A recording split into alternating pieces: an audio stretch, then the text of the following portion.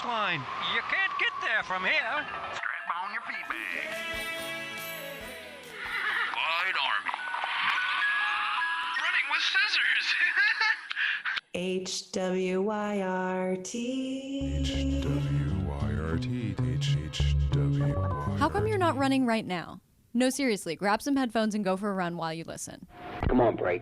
And now, without further ado, here are Bryan and Peter.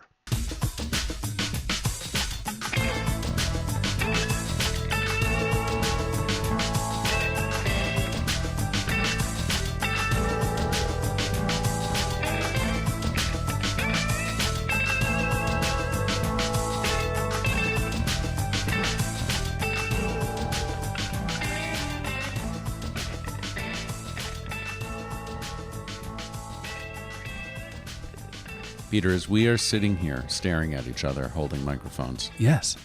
Chaugust starts in a mere 48 hours. A little less. What do you mean 48? It's Chaugust Eve. Wait, Tomorrow's August 1st. I'm not ready at all. No, you're not ready at all. I'm wearing the wrong clothes. You thought you had the whole thing ready. No, you have to start your program tomorrow. You don't have tomorrow. No, tomorrow is Chaugust. Wait. This is Chaugust Eve.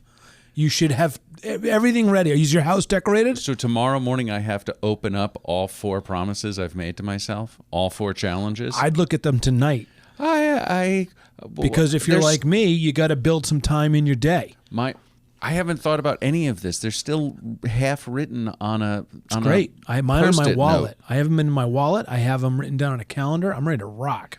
Take it. Go slow. No, I can't because it's 4 things every day. Let's do this. Baby steps. I have like 26 hours of things I have to do every day now. You have like less than 12 hours. Wait. Mm-hmm. Tell me this. Okay. What device are you going to use to record all your journal information? This small little notebook that says best effort on it has an HWYRT sticker and an Anchor Down Ultramarathon sticker on it. Where did you get that little notebook? I have no idea. I have lots of little notebooks. But you have this prepped. You've already done that much. Yes, I have. That's more than most people listening right now. Because no, they're not thinking about the journaling aspect. And I did look, and I made sure. It's a notebook I've started using a little bit, but I have over 31 pages left, so I can do 1 a day. All right. Then you're set. So I'm ready for that. Great. Wake up tomorrow, do the things. I have my book ready. Great. I'm still trying to identify the home project, but I've got time. When you get through the end of tomorrow and you've succeeded in conquering the first day of Chaugust Challenge, you'll still have 30 more days. Okay. 1 day at a time. One thing at a time within the day. Chaugust at a time. Yeah. I'm really excited for you. I almost want you to repeat your list for the listeners, but not right now. I feel like you're the king of Chaugust. I freaking love Chaugust. I know you do. Chaugust has come up from the sort of outside position to like the number 1 position. Might be things we do. It might be my favorite month. Because I used to be a big May guy. I used to be a big June guy. I'm sort of over July. I like Chaugust, I think.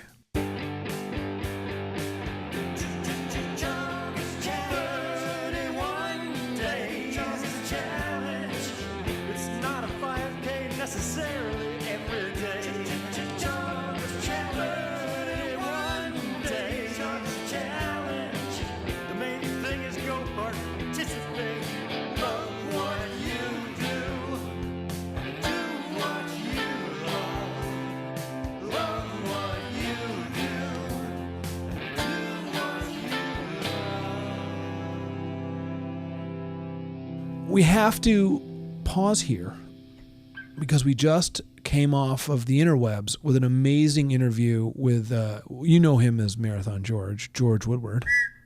Who's that? Well, that's George Woodward right there. Marathon George. Go catch that sheep. We're going to talk to George about his tour around Mont Blanc. Can't wait to hear about it. And now, without further ado, here are Bryan and Peter. And George. And Marathon George. Yes. Live from the basement of a lake house. From the shores of Lake Michigan. George, how are you? I am fantastic. How are you guys doing? Doing pretty well. We've had a little break in the weather here, so it's gone from like 95 to 70, so that's kind of nice. Yeah, I ran the stadium on Wednesday, and it was wet.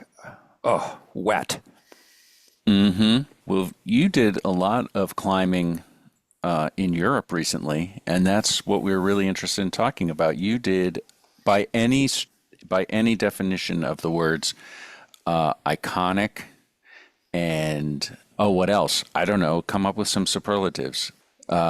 Majestic. Majestic, trip of a life.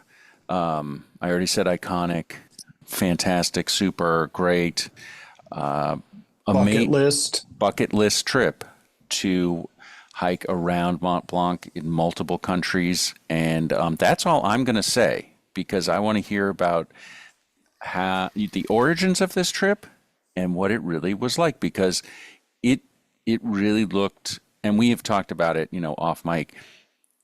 It's both a beautiful, wonderful vacation, but it did look very challenging as well.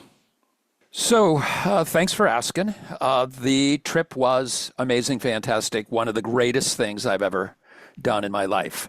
The origins were from a friend of the show, Natasha W., who ran the portions of the longest day ever with you guys. Natasha did this trip 2 years ago, and I heard about it and then saw pictures from it, and so got interested in it. I don't know why. I've never really hiked.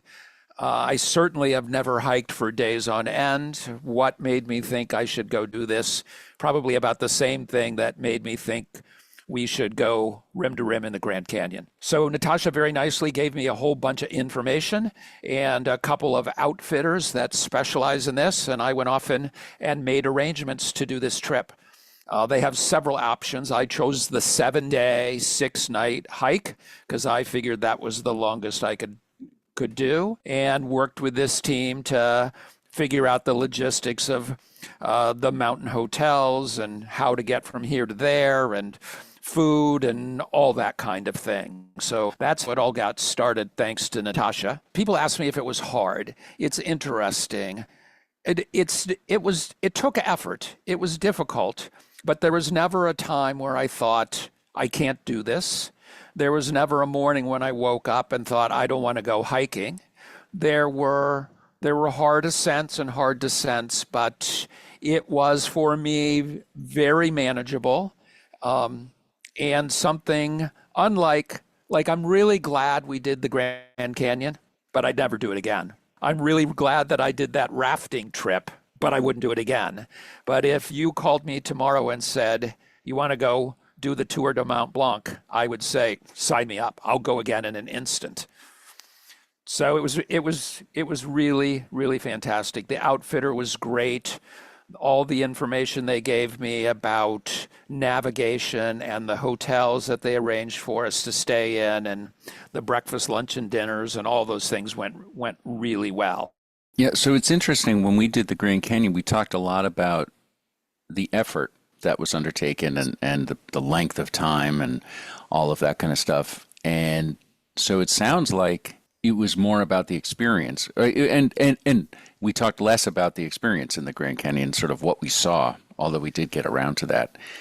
I could tell from your pictures that you were very into the scenery and what you were seeing. Can you describe some of that, some of the highlights of this trip, and also which countries you traveled through? Yeah, so the trip starts in France near Chamonix, which is one of the funnest cities I've ever been in. Everyone in Chamonix is either running, they're dressed to go running, they have a backpack on their back because they're about to go hiking, they have a backpack on their back with a big coil of rope because they're about to go climbing, or they've got a bicycle, or most fun of all, they have this gigantic sack with their parachute in it because they're about to go hang gliding. And everybody, it's the sportiest town you can possibly imagine. But yeah, so that's where you started in the Chamonix Valley. The mountains are beautiful and fantastic. There's snow everywhere. There's glaciers. The two things that really stood out to me were the water. So there were streams and rivers and creeks everywhere. Because I went in June, there was still snow melt happening in the high mountains. And so all of the streams and rivers were overflowing with water, not literally, but just filled with these rapids and waterfalls everywhere. And the most spectacular scenes where you'd look across a valley and you'd see this stream of water coming from a glacier running down the side of the Green Mountain and then joining another stream. And when they came together, there was all this confluence and waterfalls and stuff. It was just spectacular. And then the other thing that I lucked into by choosing to go in June, and I primarily chose June because I wanted less people. It is a very, very popular hiking trail in Europe. And so in July and August, it's very busy. So I thought by going in June, it would be a little less busy, which it was. But the other bonus was wildflowers everywhere. You'd walk into a high mountain meadow and you cross, and the whole meadow was filled with flowers everywhere. Spectacular flowers of all shapes and sizes. I took a lot of flower pictures. I took a lot of waterfall pictures. And then always sort of in the distance around you were these rocky, craggy cliffs and peaks covered in snow. So it was just absolutely spectacular. A little different for me than Colorado. The Alps are, it's a different kinds of mountains. And I think they're particularly spectacular because of the blend of forest and field and bare peaks. And the whole combination of the way they come together gives you these just spectacular views. There was also lots of cows with bells, which was fun. One morning, maybe day 3, we started literally from a dairy farm and had a very steep climb out of the valley, climbed for probably a couple hours. And during that time, almost the whole way, I could hear cowbells. Way down in the valley below you, you could see the herd, but the little tinkle tinkle of all those cowbells sort of came up the hill. The final thing that was spectacular that wasn't about the scenery was the people that I met on the trip. So there'd be times where I might be alone for a couple hours, but then there'd be other times when there were other hikers around.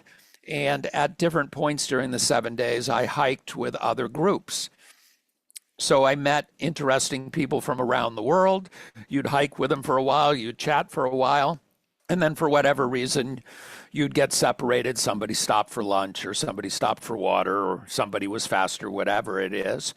But then every once in a while, I'd run into a group that I'd seen earlier again. So my favorite story about that was on day 1, one of the hardest things I did was get over this wire bridge over a ravine filled with water. It was, wires with boards hung below it, and it wiggled, and I was scared to death crossing that darn thing. No reason to be, but I was. And on the other side was this couple standing. So I chatted with them for a minute and then went on my way. A couple hours later, I bumped into them again. And then we hiked together for a while and chatted. I learned they were from Denver, and one was a PA and one was a vet, and et cetera, et cetera.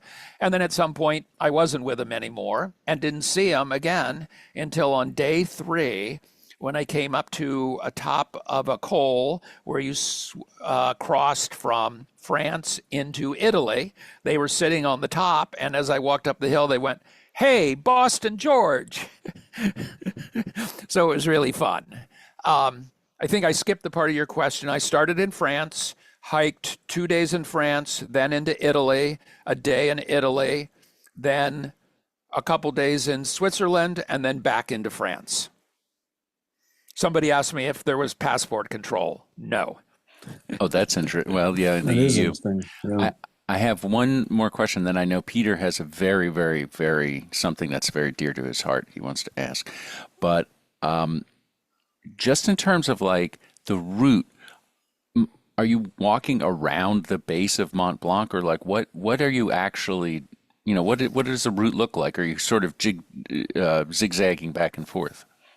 No, it's not a circle. It's more of an oval, longer on the north-south axis than on the east-west. But you are literally walking around Mont Blanc and its neighbors. It's a 100-mile route around.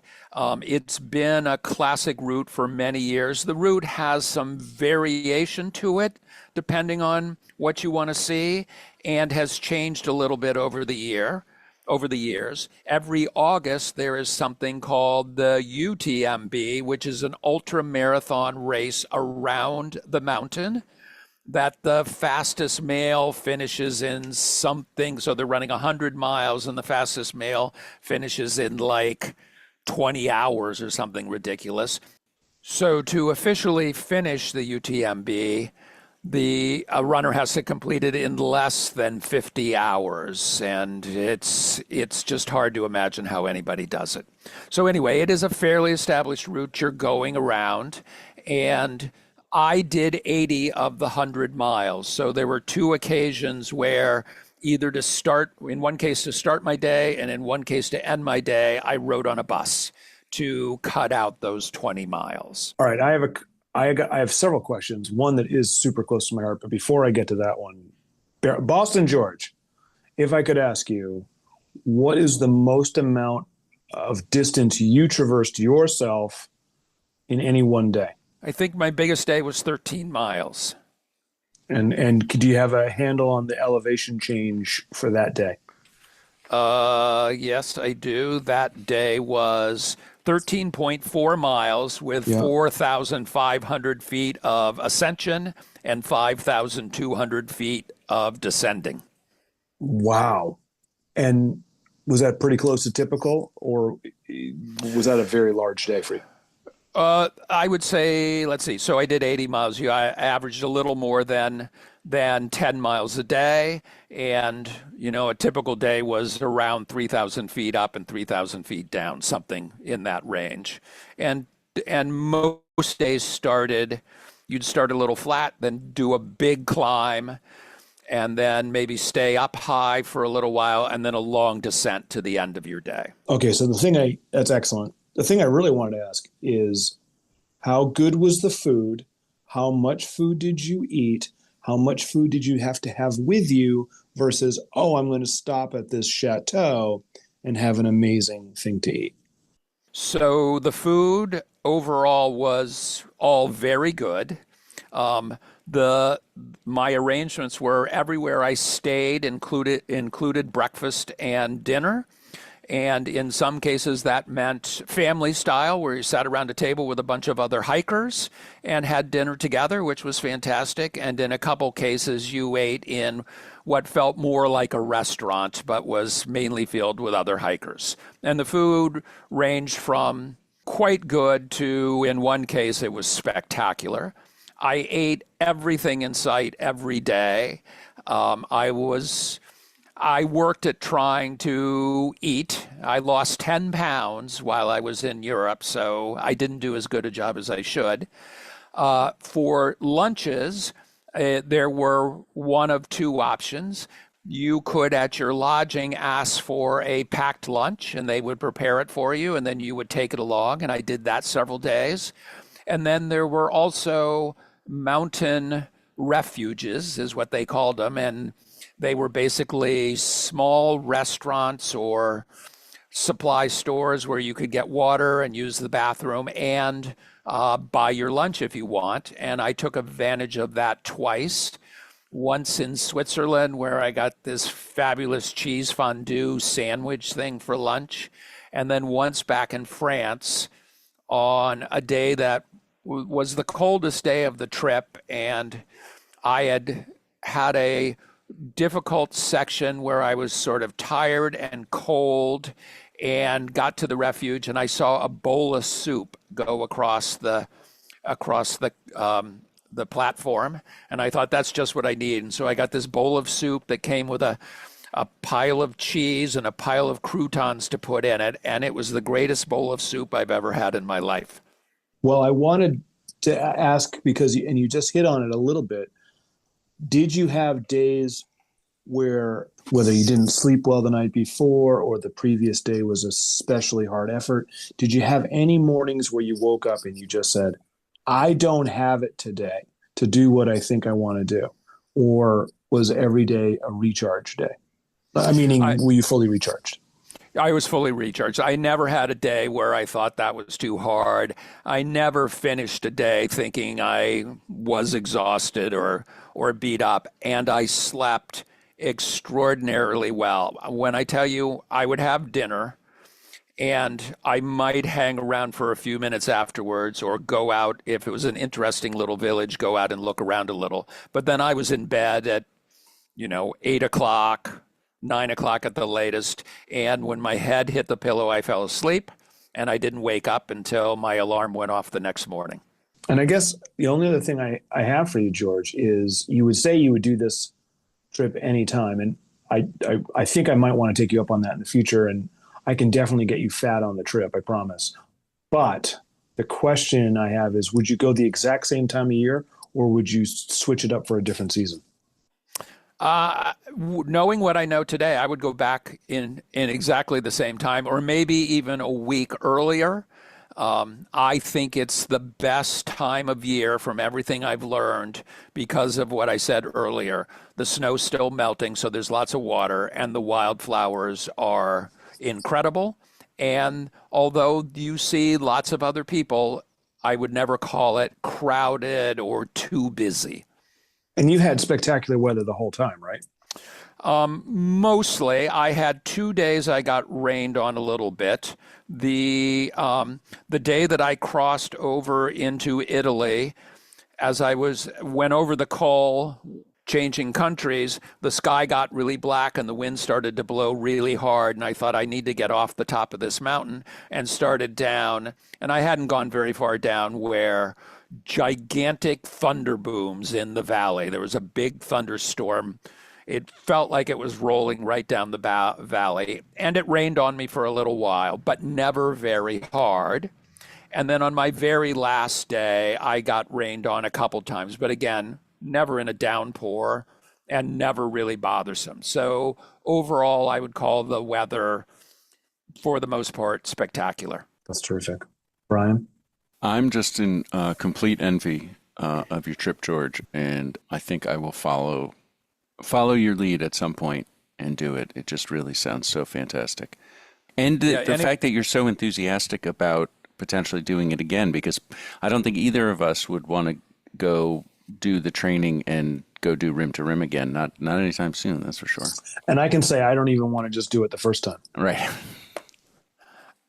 The only way I would do it is if I went back and you could hike in one day, spend a couple nights at Phantom Ranch, and then hike out. I might do that, but I would not attempt a rim to rim again. It was so hard. There was never anything like that on this trip in terms of those last couple hours. We thought we were going to die.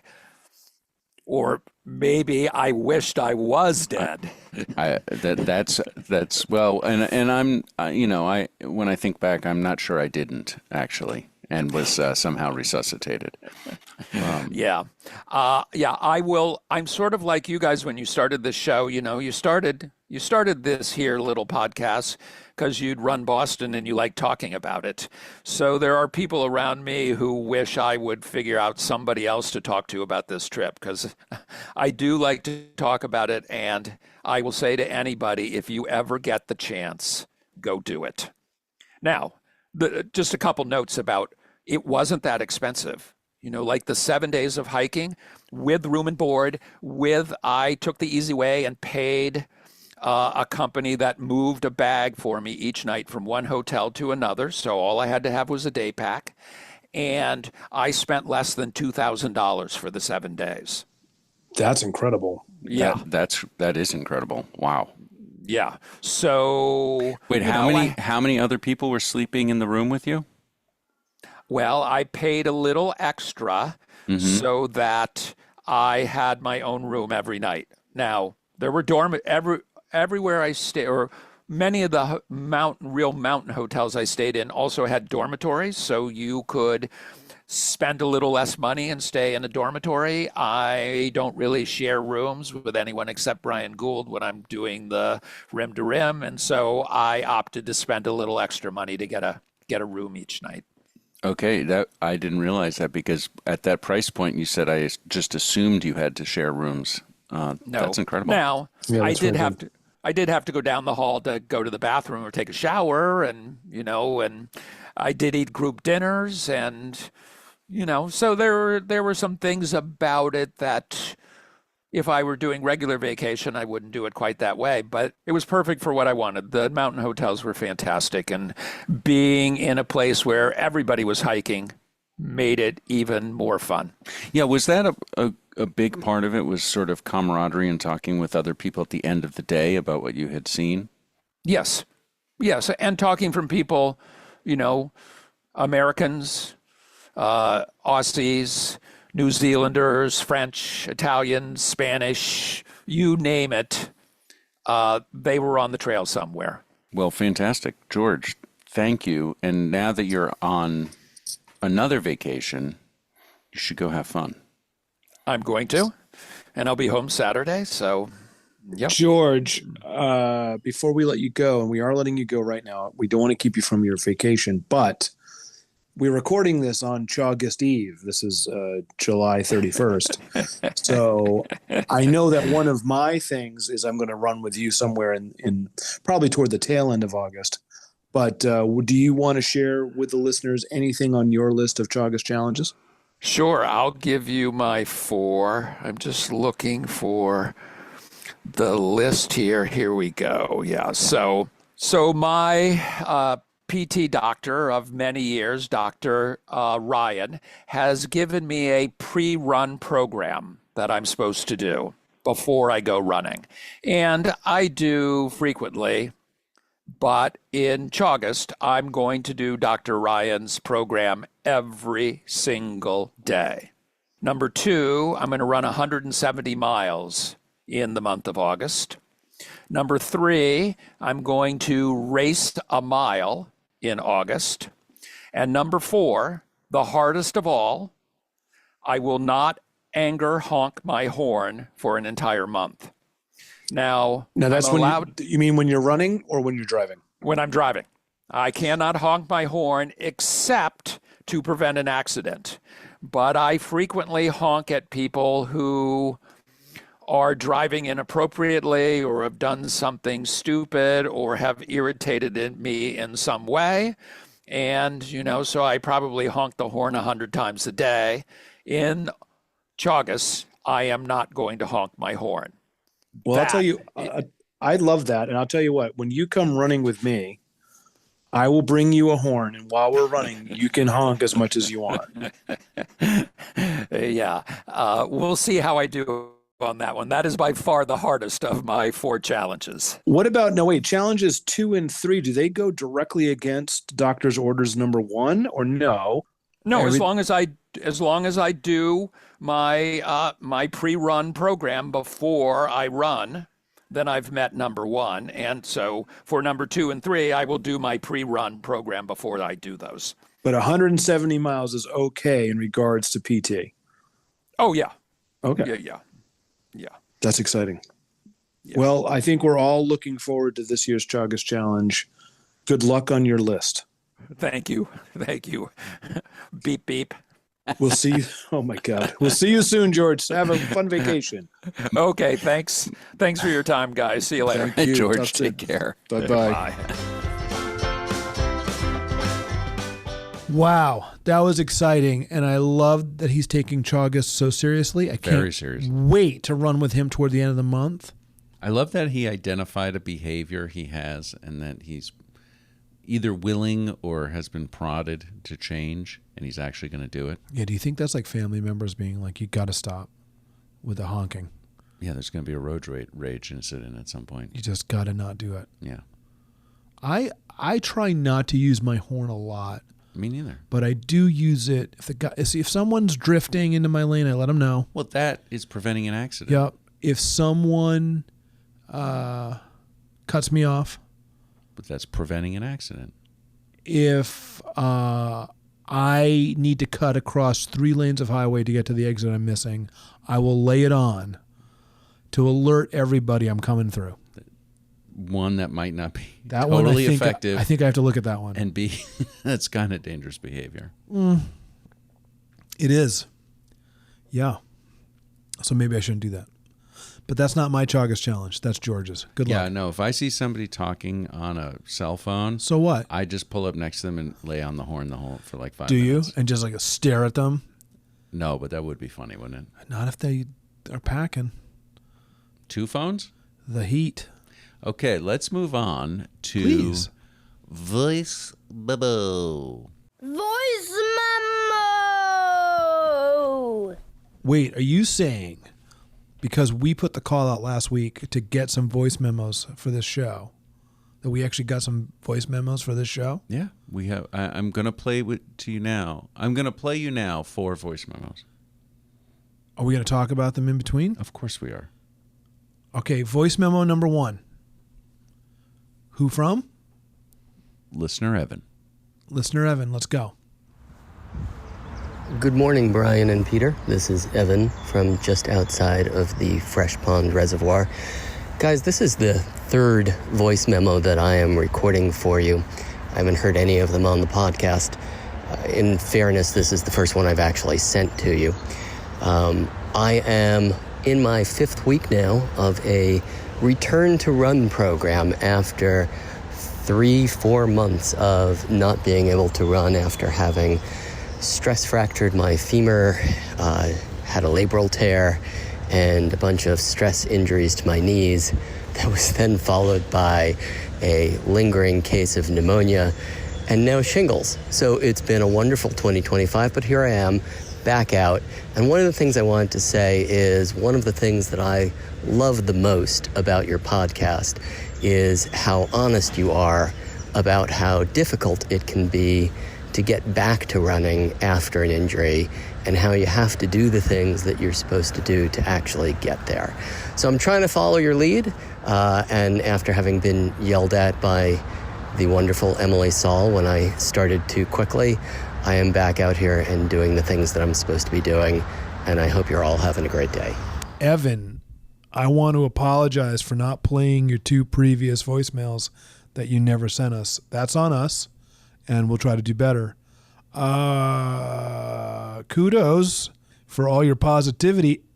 I got to tell you, though, sounds a little bit like the universe doesn't want you running. I love that you're pushing back. Keep pushing back. But, man, the pneumonia right into the shingles thing, just lay down. But, Bryan, are you stunned? Well, I'm thinking maybe he's over the illnesses now at Oh, this no, point. of course and he's over them, It's but appropriate time to start is it trying to run again. I just think take your time. Well, I think it sounds like he has. I had this time around. Listen, I had and COVID. He hadn't earlier. I had COVID nearly 3 years ago, and I'm about to come back to running. Well, you're a special case, Peter. I can't wait. Are you excited? Chaugust Challenge. Chaugust Challenge. Evan, thank you. Wow. Please keep them coming. I'll make this deal. Every time you send us a voice memo that you actually send us, we'll play it. Voice Memo! Hey guys, it's Mark Rayburn from November Project here. I know I provide my own voice memo. What do you want? So listen to your episode. I happened to be in the car and I got an alert that the new episode was up on Friday afternoon, and I was headed out to Sturbridge for the evening, and so I gave it a good listen, and I love the discussion. So came up with a couple of things. One is my goal is to hit all of the Boston area November Project events for the month of August. So that would be all 12 mornings. It's not August yet, but I'm up officially at the crack of early to hit the NP Monday morning workout this week to just sort of get in the swing. The other thing I want to do is, because I really had to take issue with something that Bryan had committed to, is I'm committed to eating Bryan share a cake, because I'm really worried about these local bakeries. This is a weird environment, everything that's happening in society, the whole gluten-free thing going on, and, we got to keep these bakeries going. So I'm committing to doing that. And the other thing I'm committing to is to go see The Big Lebowski with some friends in August. I will see you there, Peter. Yes, you will. I'm curious. It is a costume competition as well. I can imagine Mark dressing up as many of the characters. Are they serving cake? Because I won't be able to attend. No, you can't attend. And I applaud Mark taking up the slack on your lack of cake. The cake slack. We all have... Chaugust is what it is unique to everyone. Chaugust is very individual. It's very personal. Make Chaugust your own. Bring Chaugust into your life, and Chaugust will reward you. I mean... All hail Chaugust. Don't keep Chaugust under a bushel. No, shine that Chaugust light, my friend. Shine it. Shine your Chaugust light. Let's go to another voice memo. I need a minute, but okay, go ahead. I don't know what my Chaugust challenge is going to be. Actually, I kind of think that I do. So I just ran the Ultra 50K put on by HWYRT today. That was amazing.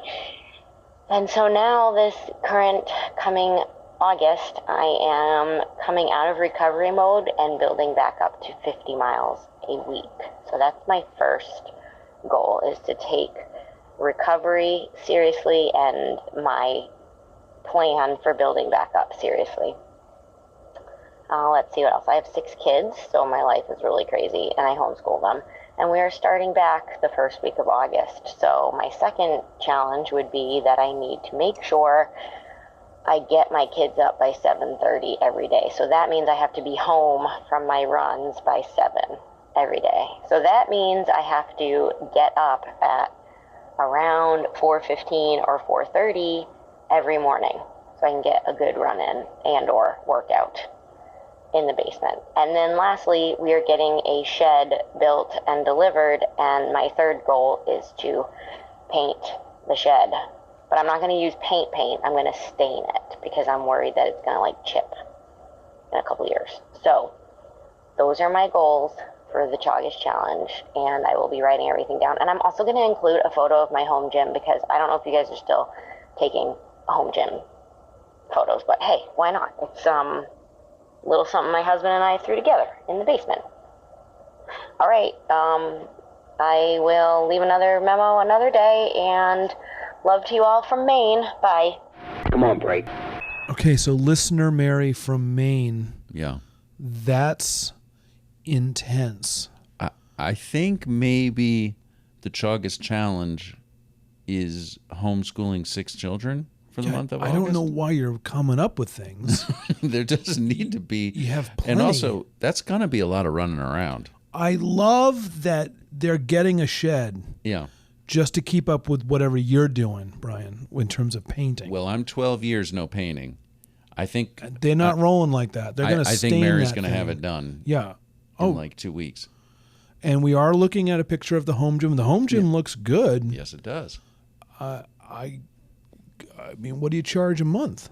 I mean, for membership. For membership. Yeah. So, Mary, I don't know how you do it. What you have challenged yourself with is over the top. It's tremendous. It's tremendous. When we were listening, I said to Brian, she's going to have to get up at 5 a.m. And then you come out of the gate with 4:15, which is like, that's bedtime. It's to sleep. That's the deep sleep. That's the sleep of angels. As we were just saying. Right. Chaugust is very individual. Turn it over to Chaugust. And so if you are going to challenge yourself, you need to challenge yourself. Let Chaugust speak to you. So those are Mary's Chaugust Challenges, and I applaud her. Absolutely, Mary. Wow. Please keep us posted and keep the voice memos coming. Speaking of voice memos, I believe you said we have another voice memo? Yes, this one comes from inside the house, as they say. This is from Internet Dan. And he has talks about Chaugust, and then he has a special message for you, Peter. Voice memo. Good morning, Peter and Bryan. This is Internet Dan coming to you from, well, the internet, I guess. I'm currently standing on the Mountain Bay State Trail just outside of Green Bay, Wisconsin. After being here for, 10 weeks already, maybe 11. It's just a little gem that I have discovered. Many people in New England would call it a rail trail, but it is a crushed gravel and limestone trail that starts in Howard, Wisconsin, and goes for 77 continuous miles. The only time that it ever breaks is every mile or so there is a road that crosses it, and it is a well-marked and protected path of just gentle sloping up and down gravel for as far as you can possibly see. And it's fantastic. Now, I have been listening to every single episode that you guys have made, and I am going through and collecting all of the fun facts and documenting things. And it also occurred to me that Chaugust is coming. Now, one challenge for me is to run over 200 miles in the month of August, which will be interesting because I have a taper for a 50-mile race at the end of it. Another challenge for me is to listen to every single episode that has been created of How Was Your Run Today. So I'm currently on my way through that, and I'm on episode 24. But I think Peter can challenge himself slightly more. 4 runs with friends once a week? I think you can push yourself and make it a real challenge. Why not make it 6? Let's see what you got. Running with scissors. You want me to respond to that in real time? Should I just say Chaugust is very individual? A couple things. Use a real microphone when you send us a voice memo. Oh, boy. Okay. So we can actually hear the question. Second, don't yuck anybody else's Chaugust yum. I'm not coming at you, Bryan. Yeah. Why don't you paint 2 sheds? Good point. In fact, I said to you, let's be realistic about what your challenges are. You did. So I think that's all well and good for Green Bay to come out and be calling a lot of smack. Come out swinging. Just worry about your 200 miles, buddy. Well, 200 miles, he's going to be able to listen to a lot of episodes. He's got a lot of listening to do. I'll say that. Listen, I'm not saying it is only going to be 4. I said the challenge is 4. Right. If I get a 5th or a 6th in there's been a lot of positive reaction to that challenge. A lot of people want my time. Well, and also I think you've gone on runs with good friends, I think, twice in the last year. Right, like it's a big deal. If I do 4 runs in August, that's like double what I did in July. It's quadruple what I did in June. So everybody take a moment, take a knee. Take a knee. Pray on the Chaugust. Okay. Don't let Chaugust pray on you. Okay. What is this, P-R-E-Y or P-R-A-Y? You decide. You decide. It's very personal. That's right. But Dan, I appreciate the spirit in which the challenge was given. Mind your own business. Beeswax. And focus on your 200 miles. That's a challenge. So is Mark's 12 NP workouts. I don't know how he's going to get a calendar. It's Monday, Wednesday, Friday. No, flip the calendar page that you're on because I know it's bad luck. Okay. But let's do it. It's the end of the day. We can look ahead. So Monday, Tuesday, Wednesday, Monday, Tuesday, Wednesday, Monday, Tuesday, Wednesday, Monday, Tuesday, Wednesday. Ooh, you're right. Yeah. No, wait, no. Friday starts. There's 13. There's actually 13. Yeah. So he's doing 13 NP workouts starting tomorrow. Yeah. That's some real deal. Because he also doesn't live right nearby. He's got a little bit of a commute. Right. Coming from the south. Yeah. I don't think I ever even got a full month in because I was not a regular Monday goer all the time. Again. Yeah. I want to say to Dan, sometimes it's not about did you meet the challenge. It's let the challenge you and see. That's where the journaling comes in. That's true. There is a lot of self-reflection. There's a lot of self-reflection, not self-flagellation, and don't flagellate me from Green Bay. Dan. I need a run. 10 cc's of running. Stat. I'll say, I think everybody who takes up the Chaugust Challenge in any form will be a different person in September. That's right. They'll have learned something about themselves So they're good. And about life. I agree. It's a period of beautiful reflection. Sometimes that reflection's ugly, but that's beautiful too. Well, beauty's in the eye of the beholder, Peter. Is there in truth no beauty? Would a Chaugust by any other name smell so sweet? If you prick my Chaugust, does it not bleed? Out, damn Chaugust.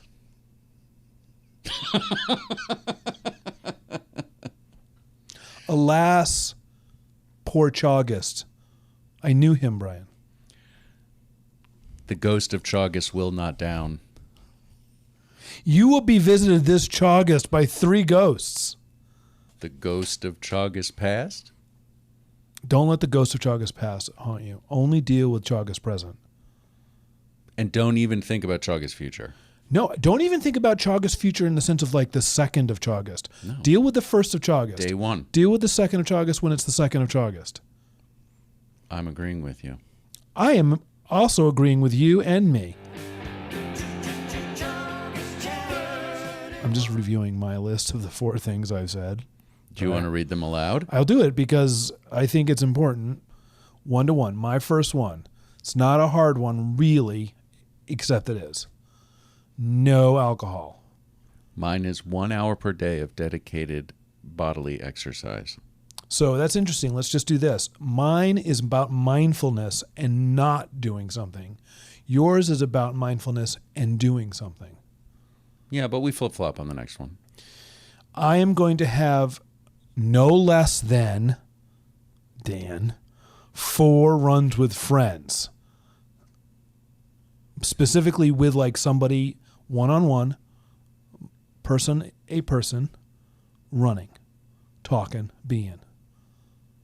4 times, no less than, Dan.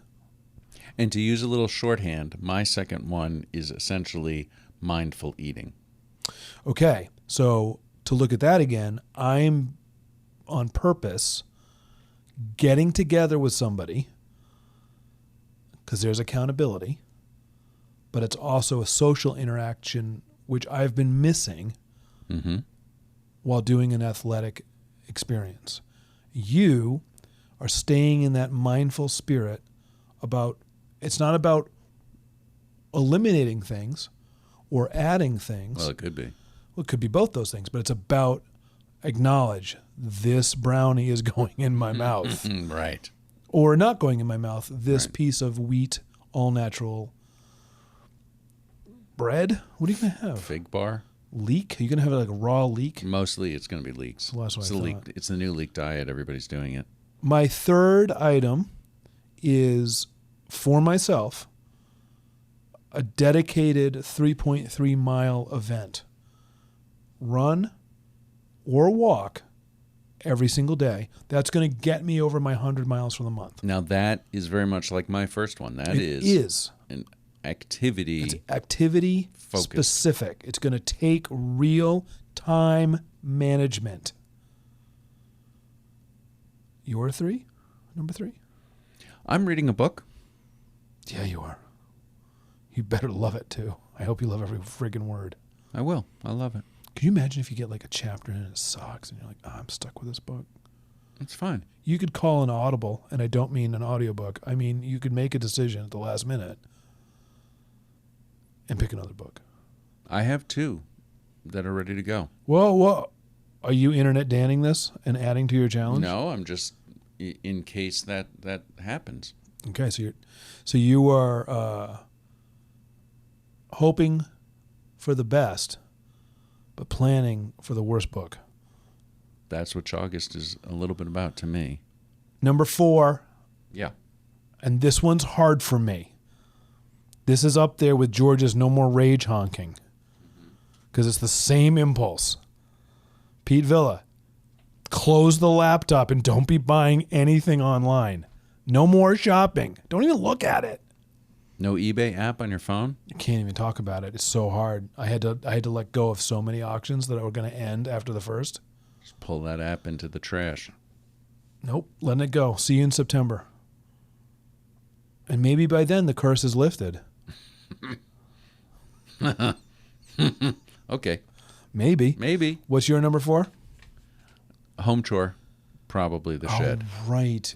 Do the work. So now I have 12 hours to less than 12. 8. Less than 8. I have 8 hours to decide what my home chore is. Well, you don't have to do the home chore every day. No, it just has to be complete. It has to get done. Yeah. But you should figure it out. Yeah, it's going to happen.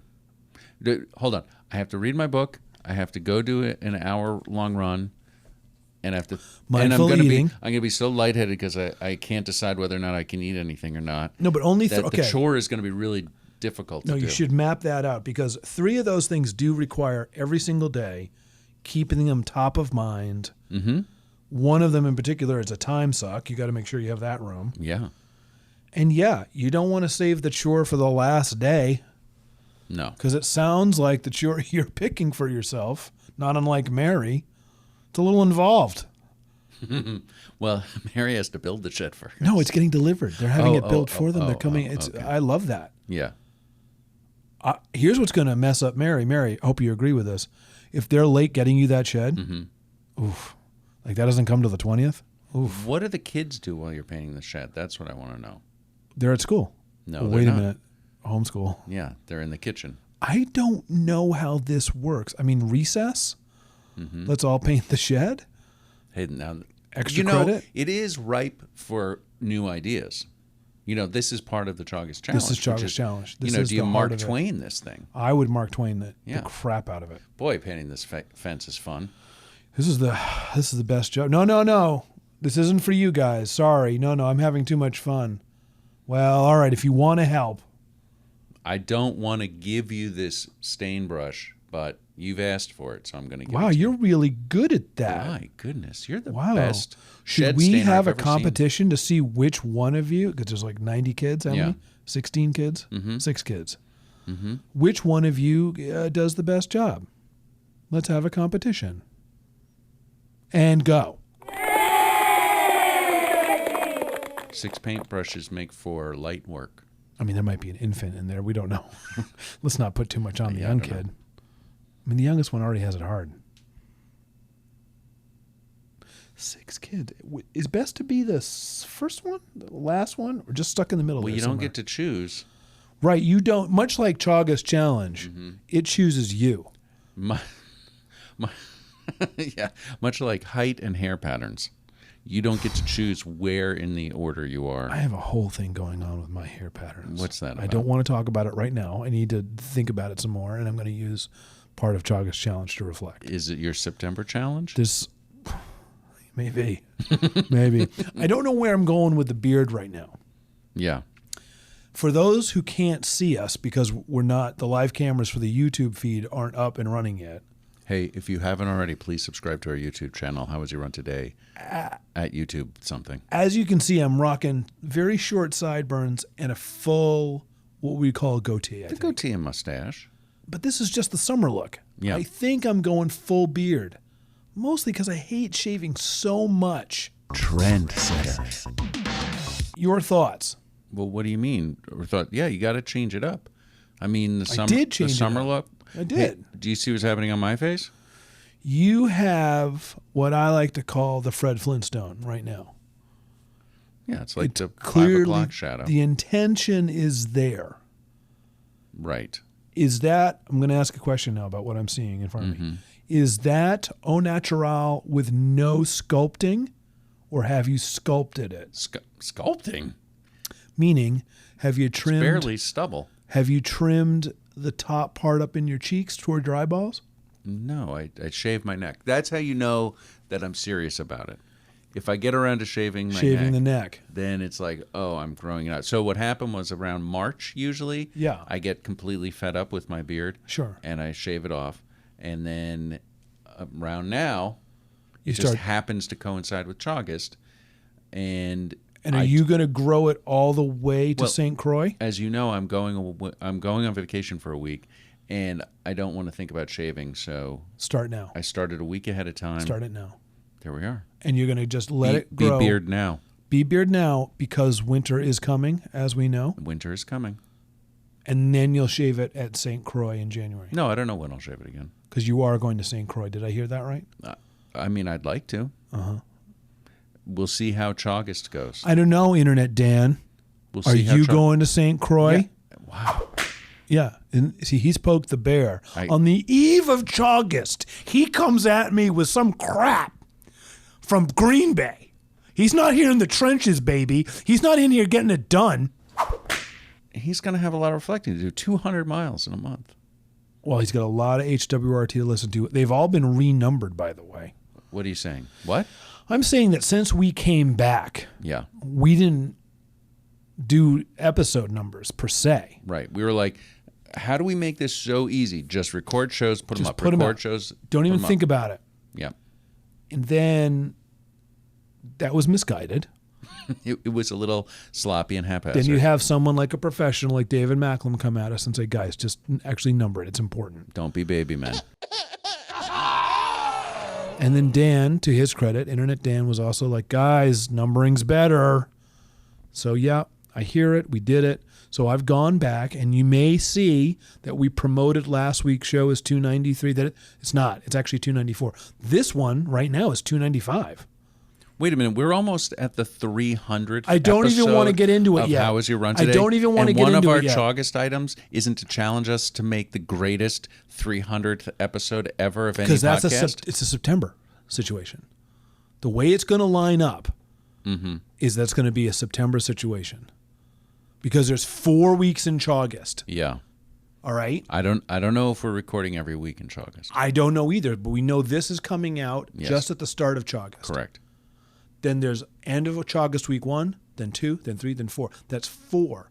That would get us up to 296, 297, 298, maybe 299. Maybe we're walking into September with 299 under our belt. Well, I think we have to get people ready, especially if we're going to do a monster live show We're for doing our 300. We're doing a monster live show in September for our 300th show. Everyone's invited.